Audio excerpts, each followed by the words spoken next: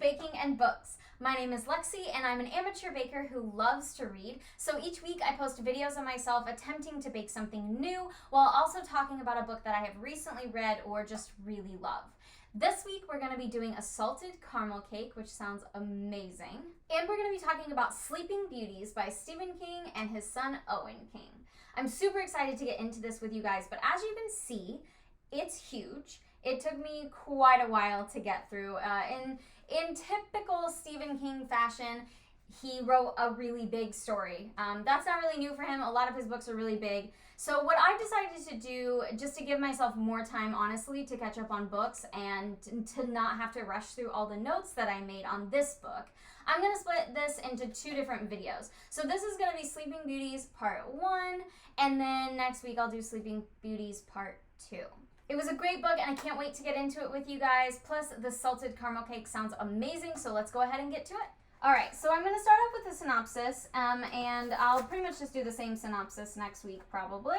But Sleeping Beauties is essentially about this smaller town, and all of a sudden they start realizing that anybody who is female is falling asleep and not waking up. Instead, what's happening is they're being kind of wrapped in these cocoon sort of things. Like as soon as they start to fall asleep, these web-like things essentially come out and start covering their whole upper body. And then they find out it's happening all over the world. And they're calling it the Aurora because Sleeping Beauty, you know, the story, Sleeping Beauty, Aurora, you're with me. So women all over the world are falling asleep and not waking up. But there is one woman in this small town of Dueling that seems to be able to wake and sleep without any problems. And she also tends to know things that she really probably shouldn't know, like really secret things about people. So it's basically a story of what would happen if the sexes were suddenly divided. And how would each sex survive? And how would they go through all these different things? So it was a really good book. I really enjoyed it. It definitely had a lot of ups and downs, a lot of questions along the way that I was like, okay, Stephen, what are we doing here? But honestly, I love that. I mean, I love a good, solid mystery, and I feel like Stephen King is pretty good at providing that, and clearly his son is as well. This is a little more challenging than I typically allow myself because I really need, I think I'm supposed to have 4 layers in this cake. I think I'm really only going to get 2, but I don't feel like I need this cake to be like wedding size. Like, I think we just need a normal sized cake. So I only got 2 boxes of cake mix, but I'm putting them together right off the bat because I just feel like that's going to be easier. But of course, like mixing all these ingredients together, I might just have to make a mess. It's just what I do anyway, is make a mess, so I might as well. Okay, so that's the synopsis. Now I am going to go deeper into the book. So if you don't want things spoiled for you, you want to read this book in the future and you don't want me to spoil it, go ahead and skip forward until it says no more spoilers, because then you can see how my baking turned out without having anything ruined for you.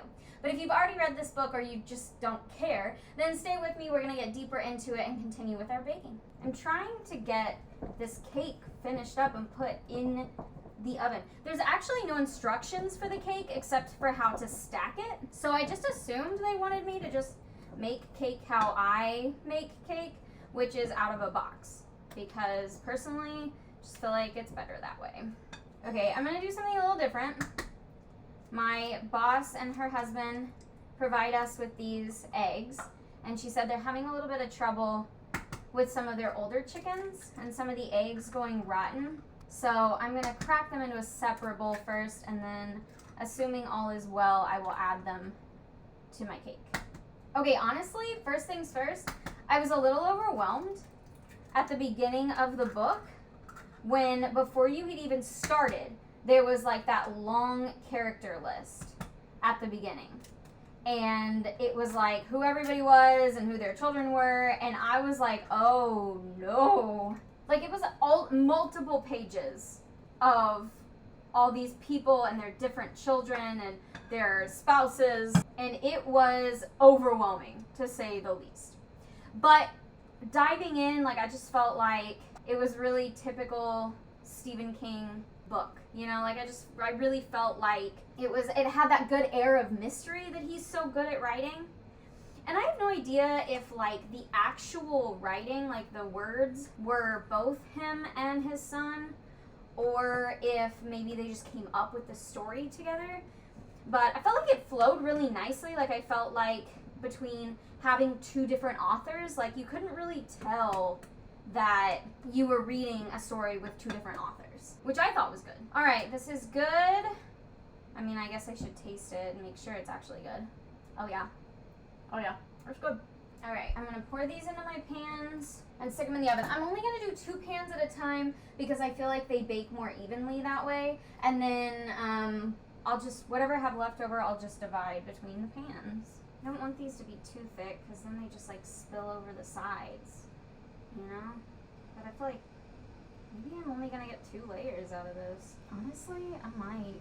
Okay, we had to move because I'm gonna make the sauce for the caramel sauce.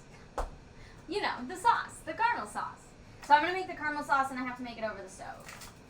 We're introduced to a lot of characters early on, but I felt like Frank was really the only one that stood out a lot in my mind. And I think it was because I wanted to like Frank. I did. Like, I wanted to enjoy him as a character. I felt like, okay, he's a hard worker, he obviously really loves his daughter, but it's just clear that he has so many anger issues that he doesn't want to talk about and he refuses to acknowledge. And honestly, that's kind of a theme of the whole book. Like, he just keeps being like, well, it's for Nana. And, well, I'm doing it because I'm a good father. And it's like, your anger issues do not make you a good father, my dude. They do not. But I actually didn't find the number of characters as difficult as I thought I was going to find them. Like, I honestly felt like the story really flowed well on itself, and I didn't really have to worry that much about following along and keeping up with the different characters. I've never caramelized anything before. Is that what this is? Caramelizing it? I mean, my ingredients say, like, or my instructions say until caramel, like, thickens. I'm gonna turn it down a little bit though, because I don't really trust the smell that's coming out of here. Like, it says it should not smell burnt, so it says gently stir. Of course, when we get into the prison stuff a little bit more, I had this like flashback to when I was reading Orange is the New Black. And I just kept thinking about like all these terrible things the inmates have to go through. Like, especially with Don, the security guard, and the way that he behaves around the inmates is just absolutely disgusting.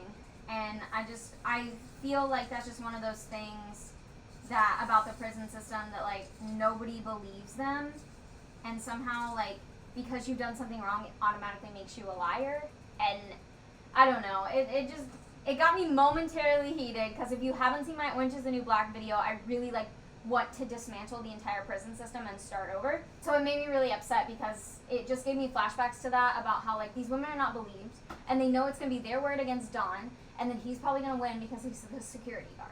I mean, of course, like I felt better later on when he does end up getting fired, because I'm like, well, good for you, you know, like good for you to the warden and to the other people for standing up. And like, honestly, Don, you deserve that because you are a total piece of shit. It was like a little bit of vengeance that I felt like I really needed in that moment for whatever reason. The only thing that started to make me upset about this story was that I felt like there kept being these mentions of Lila finding that Clint had another daughter, and that she, like, that's where she had been the night before Aurora started, that she had been, like, out watching this girl play basketball, and, like, we keep getting just, like, little bits and pieces of it. I wanted the whole story. And I think it was written that way because we knew that eventually Lila was going to go to sleep, and we may not get the whole story. And I was just like, just suck it up and ask him. Like, just, I mean, I'm sorry, but if I found that out, that would be the first thing I would do, is to go to my fiance and be like, the fuck, man. Like, I feel like Lila, I don't know, why do people do that? Because you don't want confrontation? How could you live with that, though? Like, how do you live through each day just thinking, oh my gosh, they cheated on me, and they have a child that I've never known about after all of these years and all the things we've been through together? Like, y'all need to grow some balls and talk to your spouse about it. That's crazy. Like, I cannot imagine finding that out and then putting it off. Like, absolutely not. And then, of course, by the time they get to it, she's so tired and sleep deprived that she's not really super logical. Like, she can't just sit down and have the conversation. She isn't able to just say, look, I found this out and I need you to explain it to me because I'm super confused about what's happening and why this girl exists and why she has your name and all of that. And I feel like instead she just like almost doesn't even really believe his explanation because she's tired and it's been a long ass like couple of days, and I don't know. If you handle those things right away, then you don't have to worry about stuff like that. Word of advice. I mean, not that I'm like a relationship expert, but come on. Like, talk it out, though. Talk it out. This is honestly taking way longer than I expected it to. I mean, 2 cups of sugar is a lot, I guess, when it comes to caramelization here. Caramelization. Can't speak today. Sorry. Maybe it's because I turned the heat down, but I don't want it to burn. It has to boil after all the sugar has melted. After all the sugar has melted, it has to boil. So, I just don't want the process to go too fast that it burns it. Oh, this is just going to be a sticky mess. I already know it. Okay, all the sugar has pretty much melted, so I think I'm going to stop touching it and let it boil like it's supposed to and see if we can just go from there. It says let it boil until it's 320 degrees. Do I look like a professional? Do I have a thermometer like that? No. So we're just going to let it boil. It's already the amber color it wants it to be, so I figure as soon as it boils, we'll move on. Ooh, she boiled. This is hot. Okay, it's calming itself. It is calming itself down. Whew, that was a wild ride. All right, well, we survived. Look at it. That was a terrifying ride. It just like suddenly, it boiled so quickly. I was 110% not ready for how quickly it boiled, and then it was like you had to just take it off the heat and do everything. It was insanity, but I think it survived. I mean, it might have gotten like a touch burnt, but it smells more like caramel than it does burn, so I think that's a good thing. Okay, we're making so many things boil today. So now we're gonna make the buttercream. I have to boil this water so that I can put a bowl over it and start making the other stuff. Honestly, y'all, doing egg whites just like by hand is not for the faint of heart. Okay, I think we're ready. Okay, we're waiting for the sugar to dissolve. We're mixing it until the sugar dissolves, which I think is we're almost there. Okay, I think we're there. Okay, we moved the camera angle back so that we can continue. Okay, we're adding our butter. Here's the thing about this sleep disease. I feel like I worry that I would just go to sleep. Like, would I just maybe go to sleep? I don't know. Like, part of me thinks that I would, because honestly, as much as I would want to stay awake for the men in my life that I love, I also feel like I would just be tired of trying to stay awake all the time. Okay, so I ended up having to use a blender for my icing, just because it was way easier that way. But it's done, and I'm pretty happy with it. It tastes pretty good, so I'm going to try to get this cake out. I think it's cool enough. I don't know. We'll see. I'm going to flip this one out and see if I think it's cool enough to start the decorating process, or no. Oh, well, some of it definitely stuck to the bottom. Yeah, I think I'm going to let these cool a little bit more. But I am going to cut the top off of this, because I think I can use maybe this extra stuff later at the top. I don't know. We'll see when we get there. But the thing I kept writing down was just like how much Frank annoyed me. Like, I know he thinks that everything he's doing is because of how much he loves his daughter, but I just feel like at the end of the day, it's not so much about his love for his daughter as like his ego. Like, it almost just feels like he feels like by... Ah! Okay, well, that fell apart.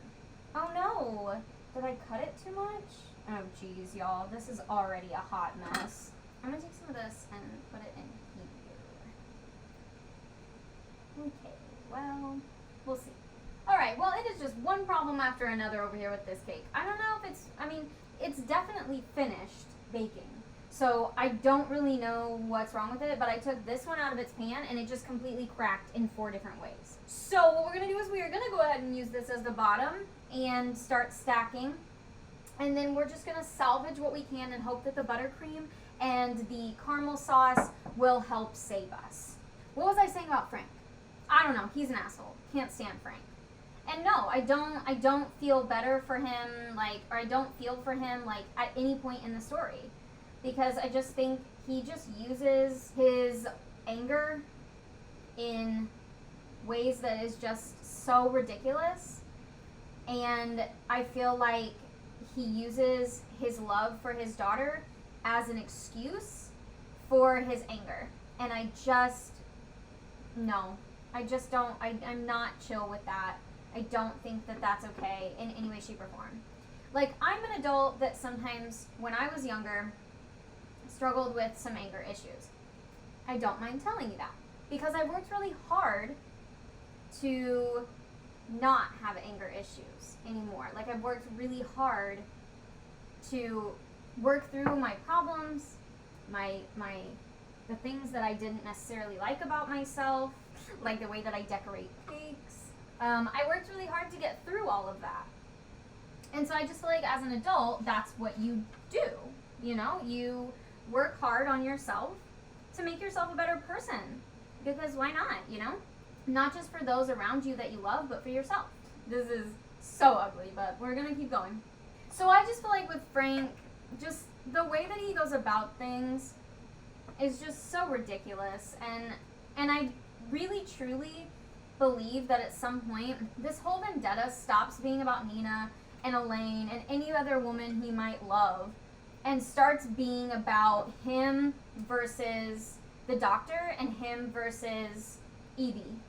I feel like it just stops being about what it was originally and just starts being about his own anger towards the people who don't give him what he wants.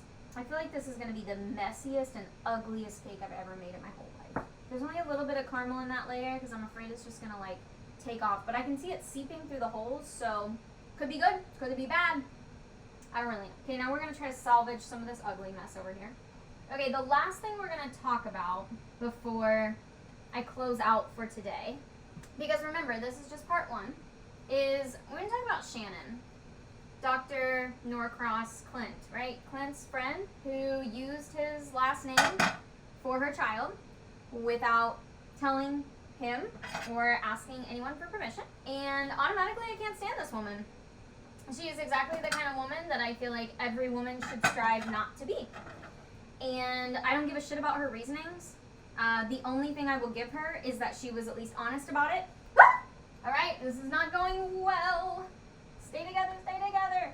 Use the buttercream as glue. Stay! Oh god, okay. Where was I? The only thing I can say about her is at least she was honest. When Lila asks, if it's his daughter, she says no. And honestly, that is all I can say for her. I feel like the rest of it, oh gosh, y'all, this is so messy and awful in every way, shape, and form. I keep getting distracted from what I'm trying to do because there's no good way to save this cake. Cannot wait to see what this looks like in the picture of the finished product. Okay, a little more caramel sauce there in the middle. Okay, let's put some tops on it. Anyway, that's just the last thing I wanted to say about this particular part of the story. I just personally feel like Shannon is one of those women that just wanted to do what she thought was best, and at the time, taking his name was truly and honestly what she thought was going to be best. But I just don't know why. I don't know. I just don't get why she thought that doing that without anybody's permission was a good idea. And I don't know that I believe her when she says that she didn't know Clint and his family lived really close. Listen, women are conniving. And men, sometimes you don't see that. And if your woman or any woman says to you, I don't know, there's some things about her that make me not feel so good, believe them. They're probably right. Alright, I am sticking this ugly piece of shit in the fridge for 30 minutes as I've been instructed to allow everything to set. I have this one lone piece that I didn't end up using. Maybe I can decorate it really cute. Okay, let's see. I want to save most of this buttercream for the outside of the cake. So I'm just gonna put a little bit on it. We're gonna have a little bit of a pre and see how everything tastes. Look, it's so cute. I mean, it's ugly, but it's cute. Okay, let's see how we did. Oh no, I think I have some bad news. Oh, this caramel sauce is awful. I'm gonna eat just like a piece of cake to get it out of my mouth. That caramel sauce is so bad. I don't know if it's because it did get a little bit burnt. That is 100% a possibility. Okay, yeah, it's terrible. Like, my guess is it probably just got burnt. I didn't really think so. I thought it had survived, but I didn't taste it. So I'm tasting it now and tasting it on the cake. It is awful. The buttercream is fine. I did taste that on its own. And the cake is fine, but the caramel sauce is not. And unfortunately, the cake that just went into the fridge has caramel sauce all the way through it. Not a ton, but enough that it would be disgusting. If you left because of spoilers, go ahead and come back and join us. What you've missed is that everything seemed to be going okay, except for, of course, the decorating. You guys know the decorating never goes well for me.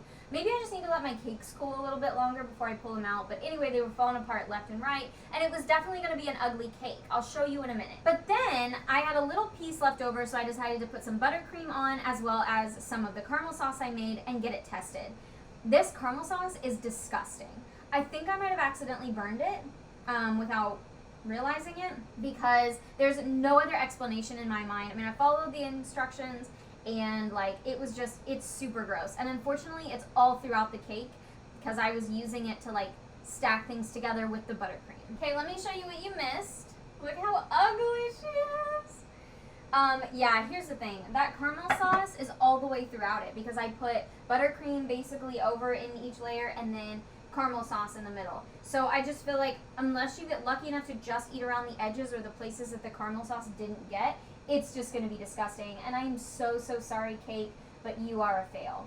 I'm not entirely sure the recipe is a fail. I mean, for one thing, the decoration would have been 10 times better if I were better at pulling cakes out of their pans, I guess. I think I need to get some springform pans. That way I can just, boom, pull it apart exactly how I want it, and it won't go so badly. I also need to be learning to spray down my pans before I put them in the oven because that's part of my problem too. The buttercream turned out really well, but the caramel sauce, I think it just got burnt. That's the only thing that I can think of. I added everything correctly and everything else turned out okay, so the only thing I can think of is it just got a little bit burnt. Caramel sauce is not for the weak. It was a very difficult thing, so we'll see. If you have any advice on making caramel sauce or decorating cakes, I would love to have that. Obviously, cake decoration is something I want to be better at because I love making cakes, and I think being able to decorate in a super cute way would be awesome, but it's not my strong suit. So if you have any hints, that would be great. Or if you know what I maybe did wrong on my caramel sauce, like you're for sure it probably tastes disgusting because it got burnt, definitely throw those my way too. That's going to conclude our part 1 of Sleeping Beauties. So I'll be back next week with part 2 and probably an easier recipe because this was a lot on me mentally today. If you have other recipes you want me to try, go ahead and throw those in the comments. I would love to have them.